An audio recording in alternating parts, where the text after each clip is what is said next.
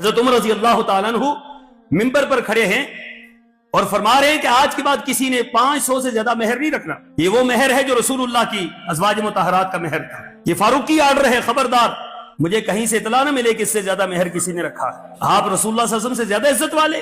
صحابہ خاموش ہو گئے. ایک صحابی نہیں بولا، سارے صحابہ تھے، صاحب علم تھے. ایک بندہ نہیں بولا. خاموشی چھا گئی، سناٹا چھا گیا مجلس کے اوپر. باہر نکلے، گلی سے ایک عورت گزری تھی، ام یعقوب رضی اللہ تعالیٰ عنہ، خاتون ہیں، اور حضرت عمر سے کہنے لگی عمر ذرا ٹھہریے، میں نے ایک سوال کرنا ہے آپ سے. میں کرو، کیا سوال ہے؟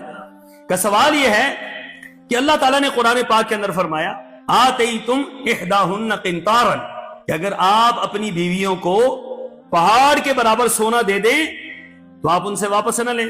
تو اللہ نے اس کی تحدید نہیں کی کہ 500 درہم، 1000 درہم، 2000 درہم، پہاڑ کے برابر سونا تو اللہ نے بیان کیا. آپ کون ہوتے ہیں اللہ کی بات کے سامنے اپنی بات لانے والے، تحدید کرنے والے کہ جناب میں نے حد متعین کر دی ہے، 500 سے زیادہ مہر نہیں ہونا چاہیے. حضرت عمر رضی اللہ تعالیٰ عنہ نے کیا کیا ہوگا؟ تلوار نکالی ہوگی، اپنے گاڑوں کو کہا ہوگا پکڑو اس کو، گستاخی ہو گئی.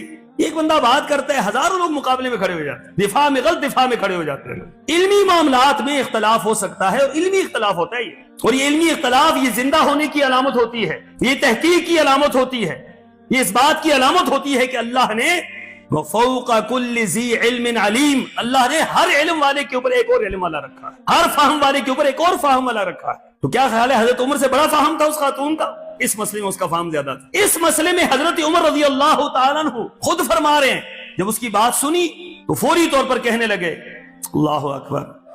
یہ ہوتا ہے اللہ کی بات کے سامنے اپنی بات کو ڈھیر کر دینا. حضرت عمر فرماتے ہیں امیر المؤمنین، خلیفہ وقت، 22 لاکھ مربع میل پر حکمرانی، لیکن یہ نہیں کہا کہ میری انسلٹ ہو گئی. کہنے لگے ہاں اے ام یعقوب، عمر بن خطاب سے غلطی ہو گئی. اور ساتھ ہی لوگوں کو کہا اصابت امرا، یہ عورت جو ہے یہ درست کہہ رہی ہے، اس کی بات بالکل ٹھیک ہے، میری بات میں غلطی لگ گئی.